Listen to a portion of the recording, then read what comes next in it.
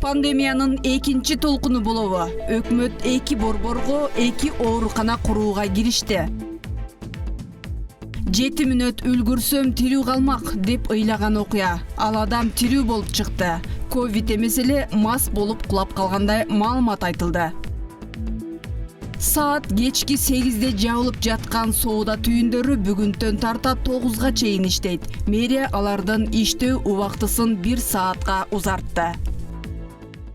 Каза болду делген адам тирүү болуп чыкты. Интернетте ыктыярчы медик кыздын "мен аны сактап калмакмын. Оорукана кабыл албай, ортодо 7 мүнөт жоготуп алдым. Ал мага кызын жакшы көрөөрүн жеткирип коюусун суранып, көз жумду" деп ыйлап жаткан видеодон кийин окуя кандайча болгону тууралуу тергөө органдары териштирүү баштаган. Ошол иш токтотулду. Бул тууралуу Ички иштер министрлигинин маалымат кызматы кабарлады. Ыктыярчы кыз тергөөчүлөргө түнкү стационардагы дарыгерлер адегенде орун жок дешкенин, бирок сураныштардан кийин бейтапка кычкылтек концентраторун коюуга макул болуп, аны ичке алып кирип кетишкенин. 10 мүнөттөн кийин бир дарыгер чыгып, бейтаптын жүрөгү сокпой каза болуп калды деп жарыялаганын айтып берген. Милициянын маалыматына караганда, ыктыярчылар кетип калгандан кийин бейтап кайра өзүнө келген жана ал каза болгону тууралуу кабар такталган эмес. Окуя 16 июлда болгон. Тирүү болуп чыккан адамдын аты жөнү Жуламан Карымшаков. Ага медициналык жардам көргөзгөн ыктыярчы кыз София Айдана Мурзаева барып жолуккан видео чыкты. Жуламан Карымшаков ошол түнү саат 10 чамасында абалда жүрүп, кан басымы көтөрүлүп, Акөргөө конушунда жолдо жатып калганын, аны ыктыярчылар ооруканага алып барганын жана ооруканада эсине келип үйүнө чыгып келгенин айткан. Ар бир көз жашын үчүн жакшылыктар. Дайыма ошо менин үчүн ыйлаган көз жашын, кыздар үчүн ыйлаган көз жашын үчүнчү. Анан кетен кызы. Оорбай экенчи кызы. Ушул элди куткарып жүрөбөр жүрүп. Келчи чекен өмүрүн өзүмүздүн. Не переживайте, это моя работа, спасти людей. Я рада, что с вами все хорошо. Күзүндө пандемиянын экинчи толкуну келет деген адистердин божомолуна таянган кеп сөздөр айтылууда. Азыркы абал буйруса басаңдап баратат. Бүгүн өкмөт башчы ыкчам штабдын жыйынын куруп, өлкөнүн бардык аймактарындагы ооруканаларды кышка даярдоо тапшырмасын берди. Оору күчөгөн маалда биздеги ооруканалар жетишсиздиги кадыресе байкалды. Мындан улам өлкөнүн 2 ири шаарына 2 оорукана курууну пландаштырып жатышат. Бири Бишкектеги республикалык клиникалык жугуштуу оорулар ооруканасынын аймагына, экинчиси 100 орунга ылайыкташып Ош шаарына курулат. Курулушка мамлекеттик архитектура, курулуш жана турак жай коммуналдык чарба агенттиги жоопту. Ал эми ооруканаларды керектүү медициналык шаймандар менен жабдуу жана кадр даярдоо жоопкерчилиги Саламаттыкты сактоо министрлигине тапшырылган. Ошто курулчу ооруканага 18 миллион сом бөлүнгөнү айтылууда. План боюнча ал 1,5 айдын ичинде курулуп бүтүшү керек. Бийликке сын доомат күчөп турган маалда президент Сооронбай Жээнбеков коронавирус шартында иштеп жаткан ыктыярчылар менен жолукту. Бирок бул жолугушуудан кийин эмне болот? Президент ыктыярчылар айткан маселе менен кабардар эмес беле? Кененирээк кийинки сюжетте. Президент Сооронбай Жээнбеков 21 июлда өкмөттүн ишин жасаган активисттерди кабыл алды. Коронавирус илдетинин биринчи толкуну туу чокусуна чыгып турган маалда элге жардамга келген активисттер чынында өкмөттү алмаштырган иш жазады. Президенттик аппарат жолугушуунун толук видеосун жүктөгөн жок, ошондуктан ал жакта кандай сөз айтылды, активисттер социалдык тармактагы баракчаларына жазды.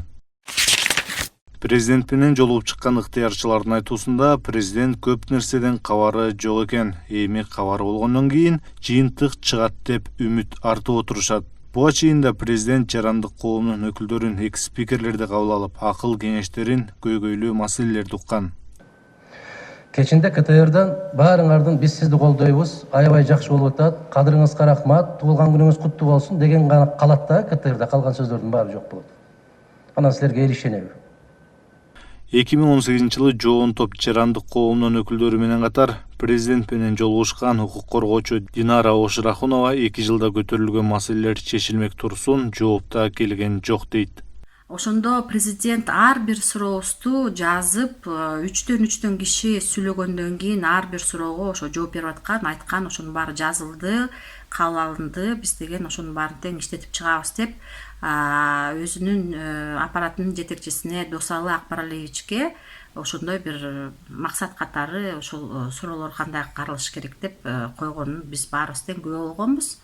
Андан кийин убакыт өткөндөн кийин күтүп дагы бир конференцияларда Досалы Акбаралиевичти жолукканда мен дагы бир жолу эскерткем, эсиңиздеби ушундай суроолор берилген, кандай болуп атат деп. Алар ооба мына дагы бир жолу ошону жазып койгугачы, айтып койгугачы эстен чыгып кетиптир деп ошондой бир сөздөр болгон.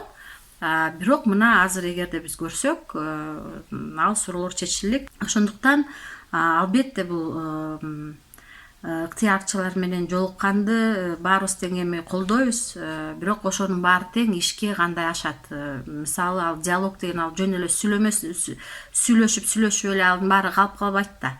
Анын баары тең биз ошол үмүт менен барып атабыз да, биз ушул өлкөнүн жетекчисине барып ушул айтсак, ушул чечилет ошол суроолор деп.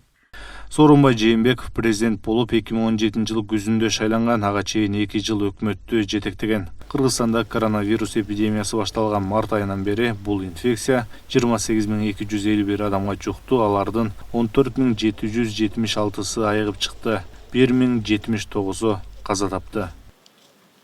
Россияда кыргыз кыздарын жазалоо боюнча кайрылуу видео интернетте тараган. Ички иштер министрлигинин Россиядагы өкүлчүлүгү бул боюнча териштирүү баштады. Бул тууралуу элчиликтен билдиришти. Кыргыз кыздарына карата чагымчыл видеоролик социалдык тармактарда кечээ пайда болгон. Анда Россияга иштегени барган жаштардын бир тобу Москвада чет элдиктер менен жолугушууга барган кыздарды жазалоого үндөгөн. Эске сала кетсек, 2016 жылы Москвада Кыргызстандык жаш жигиттерден турган топ пайда болуп, алар кыргыз кыздарына кол көтөрүп, аларда кемсинткен сурактарды уюштурушкан. Айрым кыз келиндер катуу сабалган. Алар кармалып тартипке чакыруу иретинде сүйлөшүү жүргүзгөн соң кайра бошотуп жиберилген.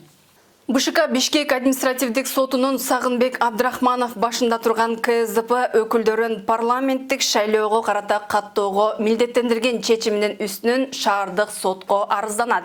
Бул тууралуу БШК төрайымынын орун басары Абдыжапар Бекматов кабарлады.